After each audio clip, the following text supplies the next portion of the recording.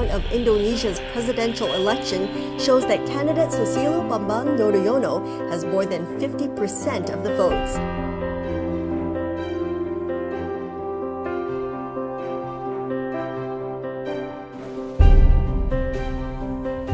Oktober 2004. Hari ini bagi SBY dan keluarga adalah hari yang sangat istimewa, juga hari yang bersejarah.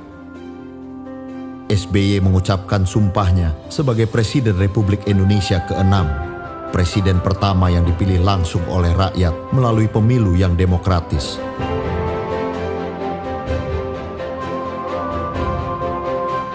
Demi Allah, saya bersumpah akan memenuhi kewajiban Presiden Republik Indonesia dengan sebaik-baiknya dan seadil-adilnya, memegang teguh Undang-Undang Dasar dan menjalankan segala undang-undang dan peraturannya dengan seluruh-seluruhnya, serta berbakti kepada nusa dan bangsa.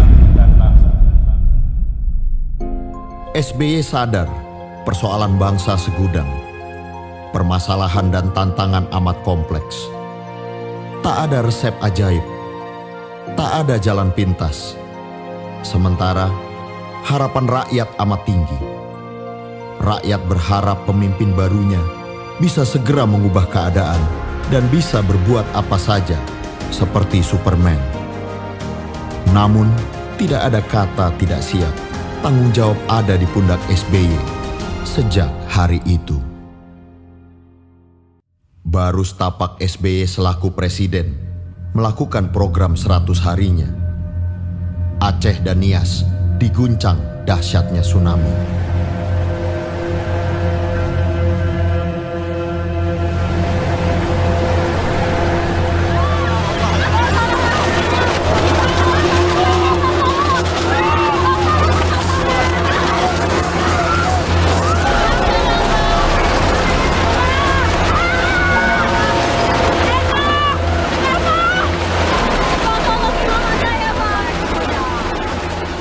Bencana tsunami tersebut adalah bencana alam terbesar di awal abad 21. Dengan korban jiwa, harta benda, dan kerugian infrastruktur yang sangat besar. More than 11,000 people are now thought to have been killed in southern Asia after an undersea earthquake sent enormous waves rolling across the Indian Ocean.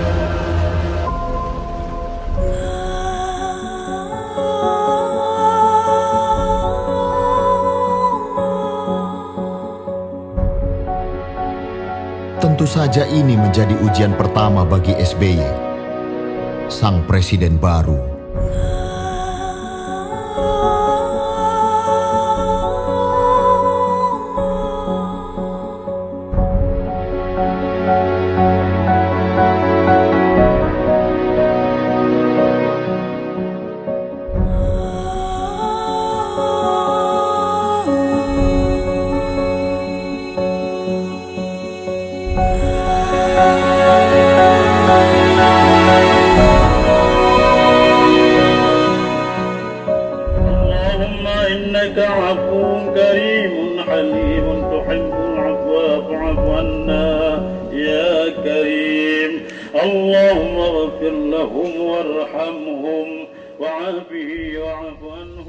Situasi krisis memang membutuhkan manajemen krisis dari pemimpin yang tanggap.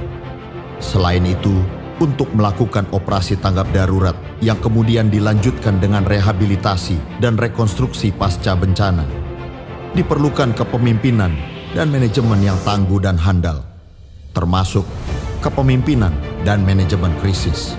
Apalagi waktu itu konflik bersenjata Aceh yang telah berlangsung lebih dari 30 tahun masih berkecamuk. Mengenang semuanya ini, SBY bersyukur kepada Tuhan dan berterima kasih kepada semua pihak yang bekerja luar biasa sehingga semua ujian besar itu dapat diatasi dan dilaluinya.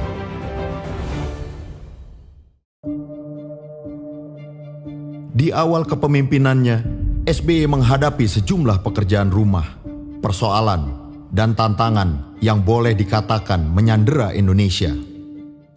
Apa pekerjaan rumah, persoalan, dan tantangan berat itu? Pertama, harga minyak dunia meroket sehingga sangat membebani APBN Indonesia. Kedua, konflik bersenjata Aceh masih berkecamuk dan belum bisa dihentikan. Ketiga, ancaman terorisme masih nyata dan terus membayang-bayangi Indonesia. Keempat, Indonesia masih disandera oleh utang IMF yang membuat pengelolaan ekonomi tidak leluasa serta seakan pula merendahkan harga diri bangsa Indonesia. Kelima, Indonesia masih dikenakan sanksi dan embargo militer dari negara-negara barat. Keenam, Indonesia menghadapi tuntutan pelanggaran HAM berat yang terjadi di Timor Timur. Bagaimanakah cara SBY mengatasinya? Sejarah kemudian mencatat, fiskal, APBN, dan ekonomi Indonesia bisa diselamatkan dari krisis harga minyak dunia dengan cara menaikkan harga BBM sebesar 140%. Hasilnya nyata, ekonomi Indonesia tahun-tahun setelah itu tumbuh dengan baik. Pemerintahan SBY terus bergerak melakukan upaya-upaya perdamaian. Kurang dari 1 tahun, pasangan SBY Yusuf Kala telah memenuhi janji kampanyenya. Konflik bersenjata Aceh telah bisa diselesaikan. That the Indonesian government signed a historic peace deal with leaders of the Free Aceh Movement, or GAM, which ended the conflict in Aceh. Aceh tetap menjadi bagian dari NKRI dan kini menjadi kawasan yang aman dan damai. Ancaman terorisme pada masa kepemimpinan SBY telah dapat dikurangi secara signifikan. Para pentolannya telah berhasil dilumpuhkan. Kita akan lakukan langkah-langkah yang tepat untuk mencegah terjadinya aksi terorisme dan memberantas mereka-mereka yang masih saja ingin melaksanakan aksi-aksi itu. Dalam waktu yang sangat singkat, keseluruhan utang IMF telah dapat dilunasi pada tahun 2006 atau 4 tahun lebih cepat dari jadwal yang ada. Dengan diplomasi yang cerdas dan efektif, di akhir tahun 2005, sanksi dan embargo militer terhadap Indonesia telah dicabut. Sejak itu, Indonesia bebas menggunakan alutsista untuk menjaga keutuhan wilayahnya. Bahkan, pemerintahan SBY dapat melakukan modernisasi dan pembangunan kekuatan militer besar-besaran. Kapabilitas dan kekuatan Polri juga dibangun secara signifikan. Dengan pendekatan yang tepat, baik kepada PBB dan pemerintah Timor Leste, akhirnya gugatan internasional atas dugaan pelanggaran HAM berat di Timor Timur dapat diselesaikan. Kerangka yang dipilih oleh SBY dan pemimpin Timor Leste adalah kebenaran dan persahabatan. Tak perlu Indonesia membuka kembali pengadilan pelanggaran HAM ad hoc dan tak perlu pengadilan internasional turun untuk mengadili putra-putra Indonesia. Tak mudah untuk mengatasi keenam persoalan itu. Belum lagi persoalan-persoalan lain yang harus diselesaikan juga oleh pemerintahan SBY. SBY berpikir Indonesia perlu dibangkitkan kembali kepercayaan dirinya bahwa persoalan yang menyandera bangsa ini telah dapat diatasi.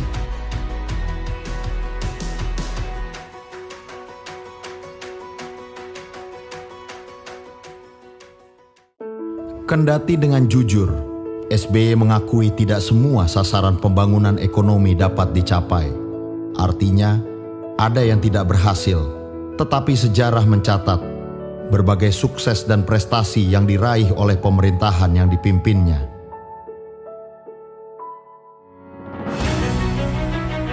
Pertumbuhan ekonomi selama 10 tahun rata-rata 6%, meskipun ada krisis ekonomi global tahun 2008-2009.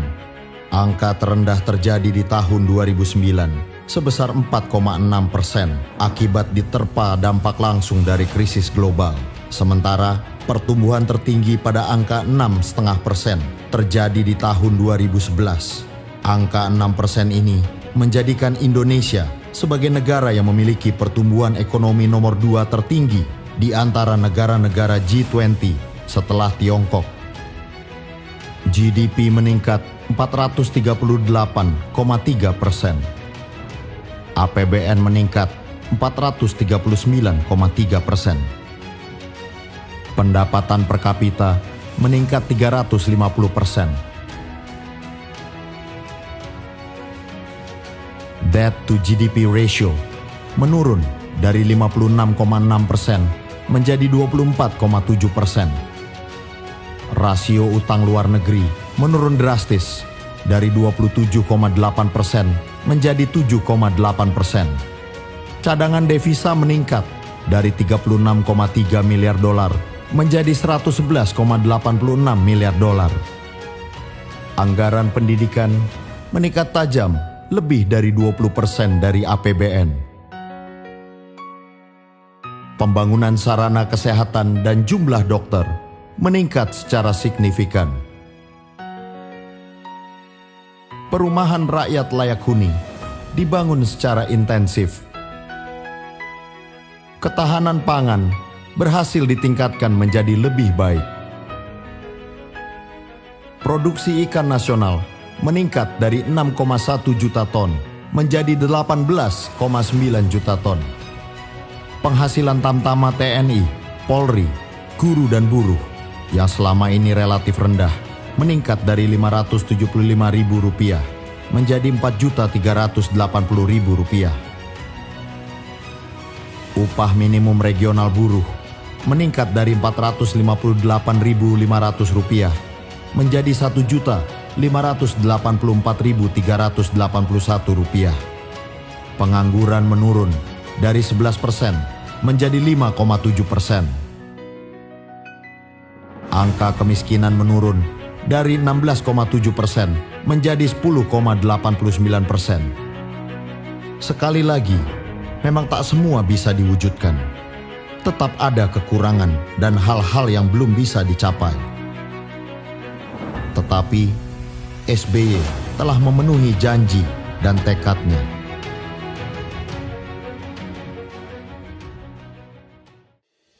Selama 10 tahun pemerintahan SBY, paling tidak ada 3 tekanan dan gejolak ekonomi yang tergolong berat. Pertama, meroketnya harga minyak bumi. Kedua, adalah dampak krisis ekonomi global di tahun 2008-2009. Ketiga, terjadinya tekanan terhadap ekonomi negara-negara emerging markets. Berdasarkan pemahaman atas krisis yang tengah dihadapi di tahun 2008 dan pengalaman Indonesia di tahun 1998, sebelum keadaan menjadi makin berat, pada tanggal 6 Oktober 2008, SBY mengeluarkan direktif presiden yang isinya merupakan arahan dan instruksi kepada jajaran pemerintah, termasuk para menteri, tentang strategi, kebijakan, dan tindakan yang perlu dilakukan untuk menyelamatkan Indonesia dari dampak krisis ekonomi global. Kerja keras Indonesia tidak sia-sia. Indonesia selamat meskipun pertumbuhannya sempat anjlok 1 tahun. Namun, tahun berikutnya bangkit kembali, bahkan dengan angka yang spektakuler. Di antara negara-negara anggota G20, pertumbuhan ekonomi Indonesia berada pada peringkat kedua atau ketiga setelah Tiongkok dan India.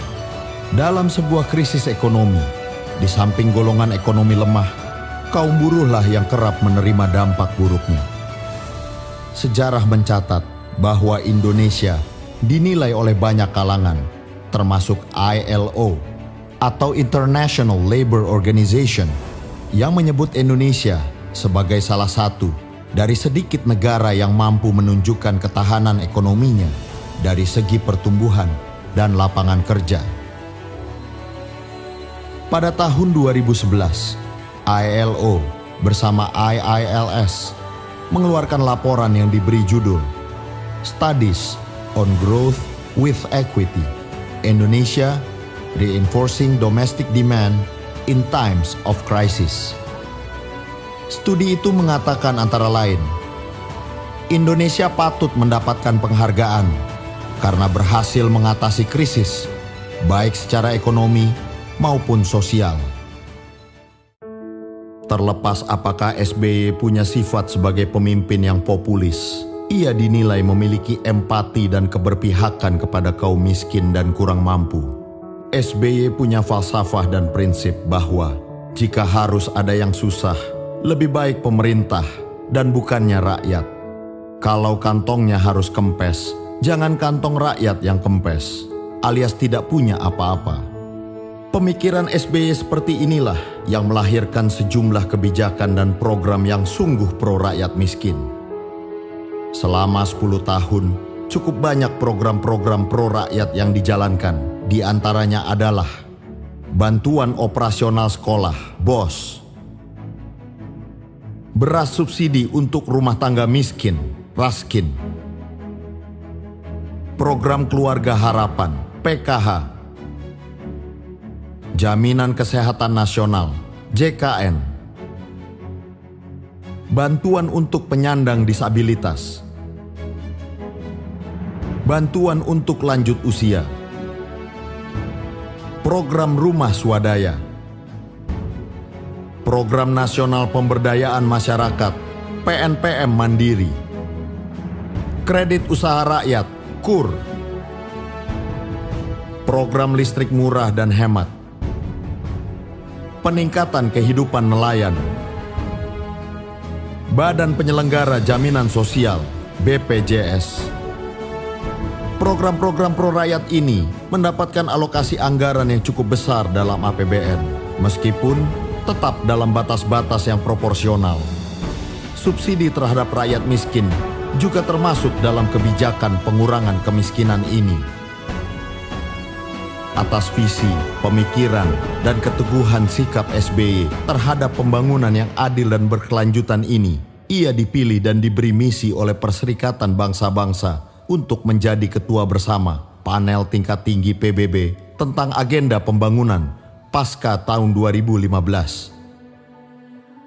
Panel penting yang terdiri dari 27 tokoh penting dari seluruh dunia itu dipimpin oleh SBY bersama Perdana Menteri Inggris David Cameron dan Presiden Liberia Ellen Johnson Sirleaf.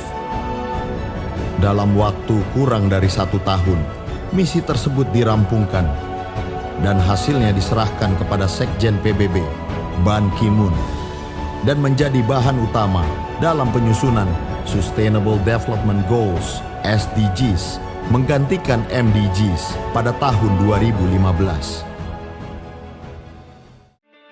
Di bidang ekonomi, meskipun SBY tetap fokus pada tesis ekonomi yang adil dan berkelanjutan dan tetap mengutamakan unsur manusianya, namun bagaimanapun ekonomi Indonesia harus terus tumbuh.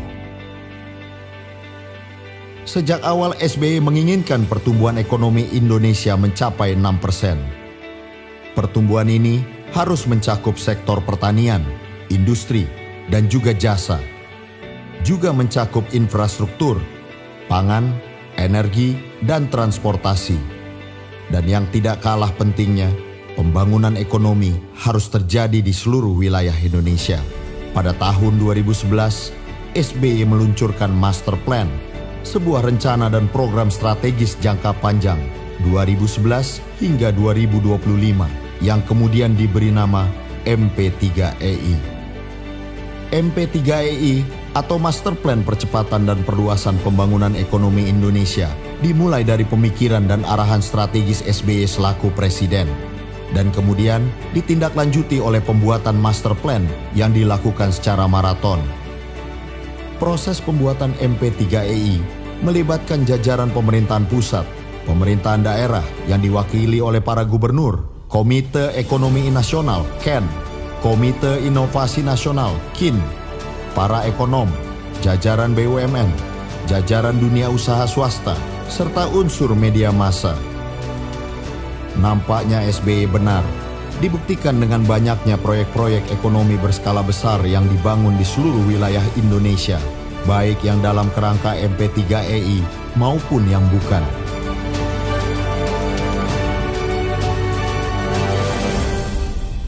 Total investasi seluruh infrastruktur MP3EI adalah 4.662,89 triliun rupiah yang dibagi dalam 6 koridor.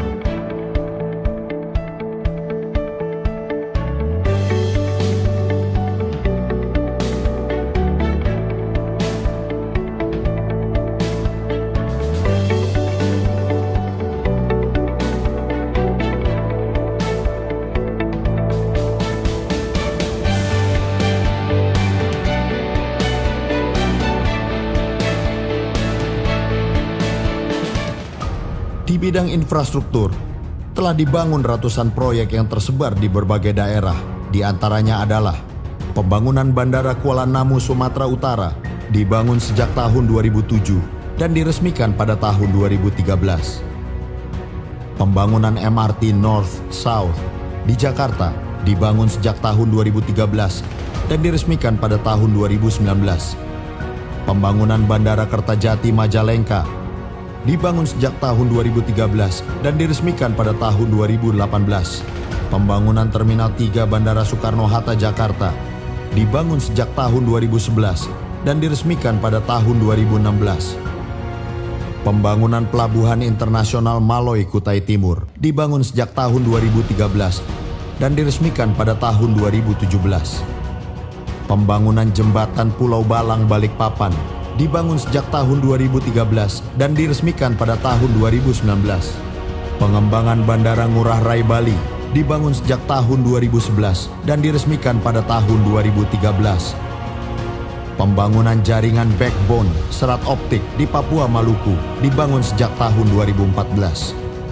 Pembangunan Bendungan Jati Gede dibangun sejak tahun 2011 dan diresmikan pada tahun 2015. Di bidang energi, utamanya listrik, telah dibangun berbagai proyek pembangkit tenaga listrik sehingga kapasitas listrik nasional meningkat secara signifikan sebanyak 2 kali lipat dari sekitar 25.000 megawatt menjadi sekitar 50.000 megawatt.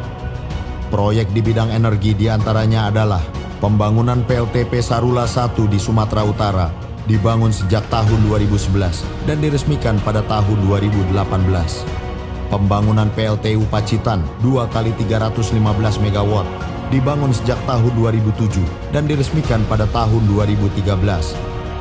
Pembangunan PLTU Kaltim 2 kali 100 MW dibangun sejak tahun 2011 dan diresmikan pada tahun 2016. Di bidang transportasi telah dibangun berbagai proyek, diantaranya adalah pembangunan Jalan Trans Sumatera sepanjang 1.580 km dibangun sejak tahun 2012. Pembangunan Jalan Tol Trans Jawa total 72 km dibangun sejak tahun 2011 dan diresmikan pada tahun 2014. Kereta api Bandara Soekarno-Hatta Express dibangun sejak tahun 2014 dan diresmikan pada tahun 2018.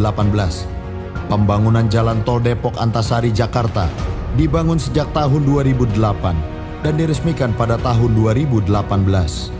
Pembangunan Terminal Multipurpose Teluk Lamong, Jawa Timur dibangun sejak tahun 2010 dan diresmikan pada tahun 2015. Secara nasional, transportasi darat, laut, dan udara meningkat secara signifikan. Untuk transportasi darat, pembangunan jalan dilakukan secara intensif. Pembangunan jalur kereta api sepanjang 1.360 km. Untuk transportasi laut, dilakukan penambahan 90 unit kapal penyeberangan dan 33 unit kapal perintis. Untuk transportasi udara, dilakukan penambahan pesawat terbang 3 kali lipat. Tentu masih banyak lagi proyek-proyek pembangunan ekonomi yang dibangun di masa pemerintahan SBY, yang semuanya telah menjadi aset dan kekayaan bangsa yang dapat dinikmati oleh generasi bangsa dari masa ke masa.